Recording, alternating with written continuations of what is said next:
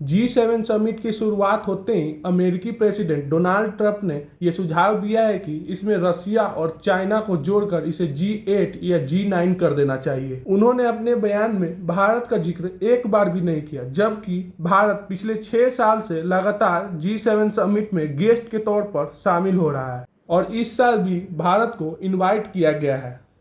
अभी जो G7 summit हो रहा है यह शुरुआत में G7 नहीं था। एक समय में इसमें रसिया भी हुआ करता था, लेकिन अभी रसिया G7 में क्यों नहीं है उससे पहले मैं तुम लोगों को G7 के बारे में कुछ बता देता हूं कि ये G7 आखिर बना कैसे। शुरुआत के दिनों में इसमें 7 देश नहीं बल्कि 6 देश थे और इसको G6 कहा जाता था और इसकी शुरुआत 1975 में इकोनॉमिक क्राइसिस के दौरान फ्रांस के प्रेसिडेंट और वेस्ट जर्मनी के चांसलर ने मिलकर की थी। उस समय इस समिट में सिर्फ 6 ही देश थे और वो 6 देश थे United state of America, United kingdom, France, Germany, Italy और जापान। और कनाडा ने 1976 में इस समिट को ज्वाइन किया था और तब से इसे G7 समिट कहा जाने लगा। इसके बाद रसिया ने 1997 में इसको ज्वाइन किया और उसे G8 का नाम दिया गया, लेकिन 2014 में जब रसिया ने क्रीमिया पर हमला किया तो इसको इस समिट से बाहर निकाल दिया गया और वापस से ये G8 से G7 में कन्वर्ट हो गया। और G7 के कंट्री पूरी दुनिया के